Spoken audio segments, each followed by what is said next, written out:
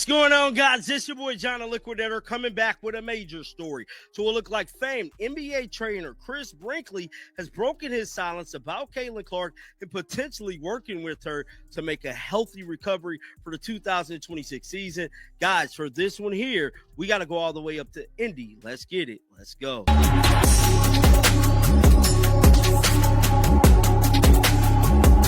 Now, one thing about this story that is major, because Chris Brinkley is a phenomenal trainer. Now, some of you guys might not know this. Drew Hanlon is another phenomenal trainer. I actually know Drew. I went to high school with Drew Hanlon. And Chris Brinkley just broke his silence, explicitly stating he wants to help Caitlin Clark recover for the Asterix 2026 Asterix season. Let that sink in. Not 2025, but 2026. This isn't just about injury. It signals a year already compromised, with whispers of deeper issues surrounding her treatment and future. It's a chilling timeline that suggests Clark's immediate comeback might be off the table, a stark revelation for a league that relies so heavily on her star power. The urgency in Brinkley's tone implies a grave situation, hinting at the desperate need for external intervention beyond her current team's capabilities. Something is seriously wrong, and an elite trainer just exposed the potential gravity of it all. We all know it became an Indiana Fever infirmary at some point during the season, earning the Hospital Fever nickname. The injury report read like a novel, and a lot of people wondered, how this could be, how all these various injuries could affect one team. Now, some of it is just bad luck, of course, whenever circumstances like that take place. But there were questions about the rehab process, the way injuries were treated, and that is natural when there is as many of them as there were with the Fever. I mean, you look at the team picture and there's 16 players in it or whatever. You see this, the joking around with crutches. Brinkley isn't just any trainer. He's worked with legends like LeBron James and Kevin Durant, multiple NBA champions. His reputation is beyond question, making his eagerness to work with Clark a massive statement. He observed her past attempt to add muscle, noting it actually contributed to her 2025 injuries. This isn't just bad luck, it's a direct critique of her prior training regimen, one presumably overseen by the Fever. The implication is clear: the methods intended to strengthen her may have inadvertently set her back, further fueling the narrative of potential internal mismanagement and questionable choices that jeopardized her health. In regards to that department, but Chris Brinkley is up there. If we're talking like trainers, we're talking getting players ready. Chris Brinkley worked with LeBron James, Kevin Durant. The list goes on and on and on. I'm talking about multiple NBA champions this young man has been featured with, worked with, and for Caitlin Clark to potentially be on his list, somebody he's eager to work with, Caitlin Clark need to quick, fast, swiftly start working with him, because we know there's a lot of things to Caitlin Clark game that she could work on. And one thing being dealing with the physicality of it all. Now, we seen them telling her to add the muscle. We ultimately know that did not work. The most damning revelation: Brinkley confirmed he and Clark wanted to work together last summer. But the Indiana Fever's protocols forced her to train at their facility, effectively blocking her from accessing this elite, external expertise. Imagine having a top-tier solution available, only for your organization to dictate you use their potentially flawed in-house methods instead. This isn't just an oversight, it's a deliberate restriction that directly impacted Clark's ability to get proper personalized care. This forced compliance could be a key reason her 2025 season is already in jeopardy, a decision with severe repercussions for her career trajectory. But it was interesting to see a job posting by the Indiana Fever. This is a legitimate posting. You can see it online. It's on the Teamwork website as far as what the position itself actually is. Indiana Fever Senior Director of Player Health and Performance. The Senior Director of Player Health and Performance will oversee the Health, Medical, and Athletic Performance Department for the Indiana Fever. They're responsible for providing professional athletic training and physical therapy care for Fever players and staff. Now, I have no idea if this is just a run-of-the-mill job. The Indiana Fever's 2025 season was a nightmare, earning them the nickname Hospital Fever. The injury report read like a novel, with multiple star players, including Clark, sidelined. This wasn't just bad luck. Questions legitimately mounted about the rehab process and how injuries were handled. The sheer volume of casualties on one team raised eyebrows across the league. When an entire roster is plagued by similar issues, it moves beyond coincidence and points to systemic failures. The team photo even showed players joking with crutches, a grim reality of their season-long struggle against an unseen opponent, their own health management. On his list, somebody he's eager to work with, Caitlin Clark need to quick, fast, swiftly start working with him, because we know there's a lot of things to Caitlin Clark game that she could work on. And one thing being dealing with the physicality of it all. Now, we seen them telling her to add the muscle. We ultimately know that did not work. I believe the muscle was kind of what contributed to a lot of her injuries for the 2025 season. But if she could somehow work with Chris, he can come up with a system to help her either get out of these tough situations that she be in, especially in certain traps, and then turn around and once again adjust, either shoot off the dribble, something to help. Adding fuel to the fire, the Indiana Fever posted a job opening for a senior director of player health and performance. This wasn't a subtle shift, it was a public acknowledgement of a major problem. Why would a team hire for such a critical high-level position mid-controversy unless their existing department was in utter disarray? This posting, legitimate and visible online, screams of a desperate attempt to overhaul a failing system. It confirms, without explicitly stating it, that the current health and performance operations were simply not cutting it, leaving players vulnerable to recurring or poorly managed injuries. The mill job posting that's already been filled by somebody.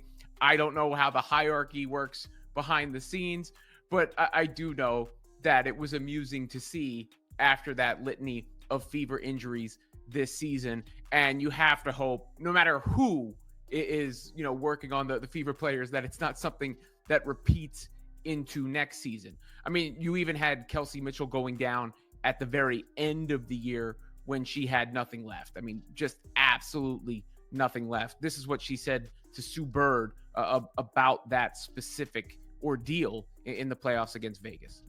And negative blood flow. The job description for this new role is incredibly thorough, outlining responsibilities from overseeing all health and medical departments to identifying clinical treatment and rehabilitation strategies. It even includes coordinating nutrition and scheduling sports medicine activities. This isn't just filling a vacancy, it's a complete restructuring, a tacit admission that the team's approach to player care was fundamentally broken. Such an extensive overhaul speaks volumes about the depth of the issues, implying a severe lack of proper medical and performance oversight that directly impacted the well-being of their star athletes. I'm gonna get to the locker room part.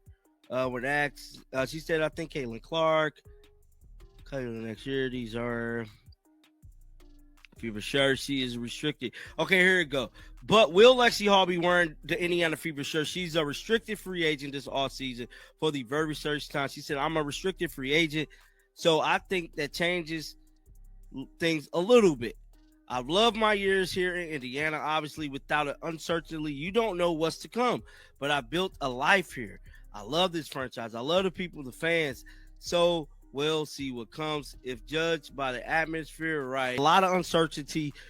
Kelsey Mitchell's horrific playoff injury against Vegas provides a chilling first-hand account of the Fever's medical crisis. She described losing blood flow, her body locking up, feeling numb, unable to move her feet, and an out-of-body experience. This wasn't a minor tweak, it was a terrifying, paralyzing moment on the court where she genuinely feared the worst. Her description of panic looking at teammates and breaking down emotionally paints a vivid picture of extreme physical distress and mental anguish caused by a body that simply gave out. This wasn't just a physical breakdown, it was a near catastrophic systemic failure. She had nothing left. I mean, just absolutely nothing left. This is what she said to Sue Bird about that specific ordeal in the playoffs against Vegas.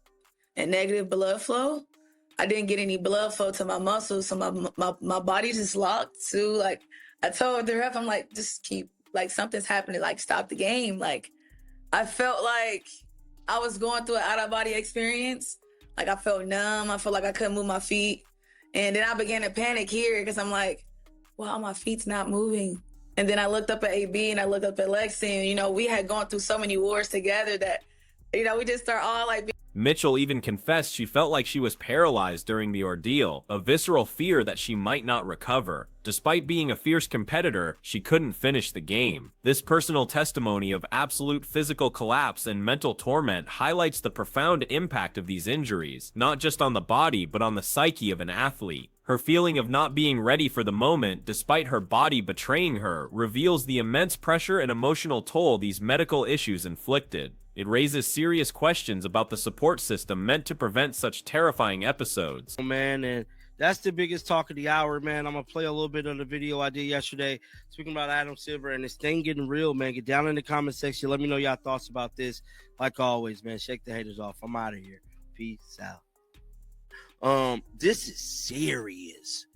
This is very, very, very serious. The reason this is serious, not only just for the NBA, but for the WNBA as well.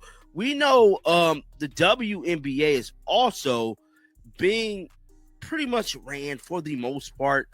The lingering question remains, how could one team endure such a relentless series of injuries, culminating in a star like Mitchell collapsing in the playoffs? It's hard to imagine, even in retrospect, one roster battling such extreme physical setbacks. Whether the previous management was great or horrible, the results speak for themselves. The cumulative effect of these breakdowns suggests a deeper underlying issue within the organization's approach to player health. It created a ripple effect that undermined team performance and placed an unbearable burden on every athlete, further compromising any hope for a healthy 2025 season. My feet, and then I began to panic here because I'm like, wow, my feet's not moving. And then I looked up at AB and I looked up at Lexi, and, we had gone through so many wars together that, we just start all like being emotional. Like, it was just like, oh my God, my feet's not moving. Like, I just kind of felt crazy. Like, I felt like, and then the end of it was the cramping and all that. But I just felt like I went on an out-of-body experience for like 7 seconds. I felt like my mind and my entire muscles of my body had left me. Like, it was weird. It was crazy. How scared were you? Like, what was going through your mind when things started to lock up? I saw some quotes saying you couldn't really... The WNBA isn't isolated. It's intricately linked to the NBA, with Adam Silver playing a significant role in its massive $2 billion media deal. Many NBA owners also own WNBA teams, blurring the lines of oversight and accountability. This interconnectedness means any systemic issues within the WNBA, particularly those affecting player health and morale, could have far-reaching implications, potentially mirroring broader problems within professional basketball. The financial stakes are enormous, and the institutional structures are intertwined, suggesting that a crisis in one league could quickly spill over, impacting the other. This whole situation with this illegal gambling thing with Chauncey Billups, Terry Rozier, and many other things has definitely took the sports world by storm. Me personally, I feel like this is going to be, if all of this information that has been released by the government is true, this is going to be the biggest sports scandal in the world ever. We're talking x-ray tables, see-through glasses, contacts, like it's the whole works, bruh. Players faking injuries. That's just a little bit. Now, this is where I feel like it's going to take place in the W. We know the Wall Street Journal. Then there's the looming specter of the legal gambling thing engulfing the NBA, involving players and staff. This scandal, with allegations of x-ray tables and see-through glasses, is being called potentially the biggest sports scandal in the world ever. This adds another layer of dark complexity, as such widespread corruption can ripple into every corner of sports, including player well-being. When the integrity of the game is compromised at such a fundamental level, it creates an environment where other forms of exploitation or neglect can flourish, making the sabotage narrative surrounding Clark even more plausible. Oh, I mean, that had to have been so scary. Yeah, I felt like I felt the worst of the worst is that I was paralyzed. I was like, wow, is this really how it's going to end? Because we competitors and we was just in a moment and, you love basketball and like, the way the game was going, the way the series is going, the way, the flow of everything at that time, I was just like, the least I thought I was going to do was finish the game.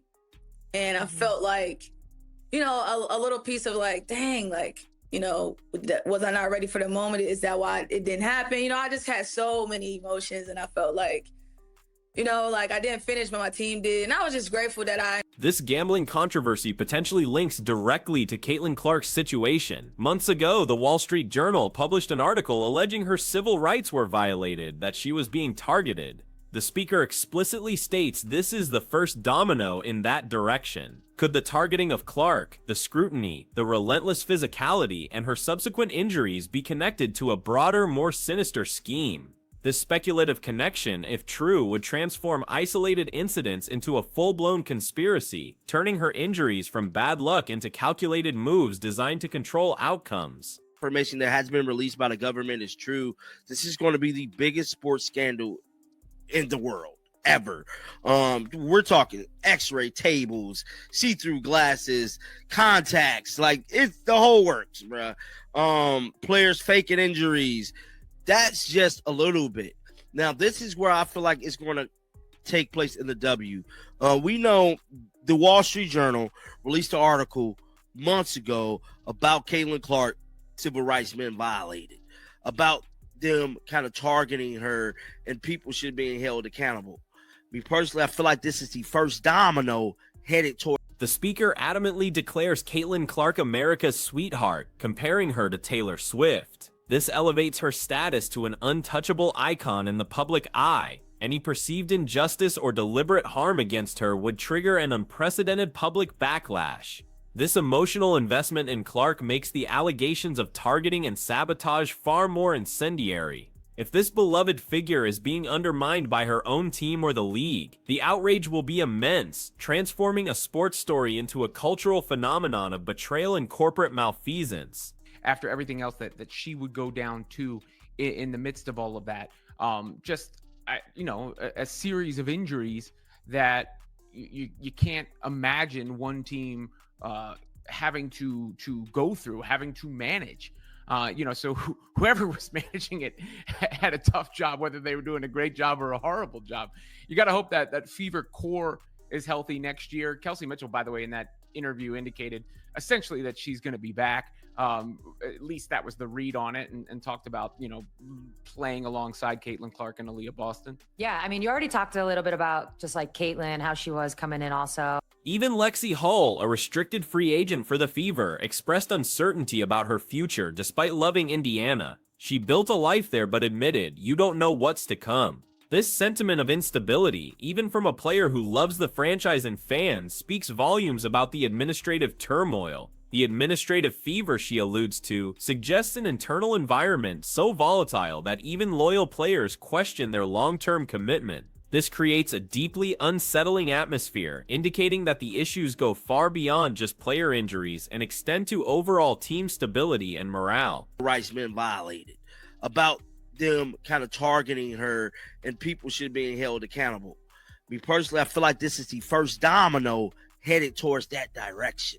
Because I said it once and I said it again, Caitlin Clark is America's sweetheart. She's like Taylor Swift, bro. And the speaker also pointedly searched for details about the locker room part, calling it the biggest talk of the hour, but couldn't find it in the article. This tantalizing hint suggests there are unspoken, perhaps even scandalous, internal conflicts simmering beneath the surface, details too explosive for public reporting. The omission itself is powerful, implying that the issues within the Fever extend beyond medical care to interpersonal dynamics and team cohesion. If the locker room environment is as turbulent as hinted, it adds another layer to the sabotage narrative, affecting mental and physical performance. We don't have time to dwell. And I think I started to have a better shot efficiency because I started not thinking about it if I missed, because the way Caitlin was playing and the way AB wanted to play, like, let's go. And that had always been how I played. And I'm like, I felt like a kid in the candy store. I'm like, ooh, I'm back with people that want to play fast. And it just, the pace alone was just like our thing. And then from there, our individual games, obviously, me being able to draw, and, being able to cut, and Caitlin seeing me, her ability to be able to pass, AB ability to be able to pass, which is underrated and people don't talk about. We just had different compliments of each other that worked out. Revisiting Chris Brinkley's insights, he explicitly mentioned that Clark's previous attempt to add muscle was likely a major contributor to her 2025 injury woes. This is not a guess, it's an informed opinion from an elite professional. This failed strategy, presumably guided by team personnel, directly sabotaged her physical well-being. It highlights a critical misjudgment in her development, turning strength into vulnerability. The irony is stark. Efforts meant to fortify her ultimately broke her down, making it impossible to ignore the potential negligence or flawed methodology that undermined her season before it even began. Brinkley's specific offer to Clark is a lifeline. He can come up with a system to help her deal with physicality, adjust her shooting off the dribble, and navigate tough game situations. This individualized, expert approach is exactly what she seemingly didn't receive from her current team, given their forced internal training. His proposed system aims to mitigate the very issues that contributed to her injuries, offering a path to recovery and long-term success. It underscores the critical difference between generic team conditioning and tailored elite athletic development, a difference that could make or break her career. The evidence is mounting: systemic medical failures, a job posting for a complete health overhaul, harrowing player injury testimonies, and an elite trainer explicitly confirming the team blocked his access to Clark, potentially compromising her 2025 season. When you connect these dots with whispers of targeting and broader league scandals, a disturbing picture emerges. Is this incompetence or something more insidious? Caitlin Clark's immediate future hangs in the balance, a casualty of circumstances that demand answers. The question isn't just if her comeback was sabotaged, but who benefits from her being sidelined.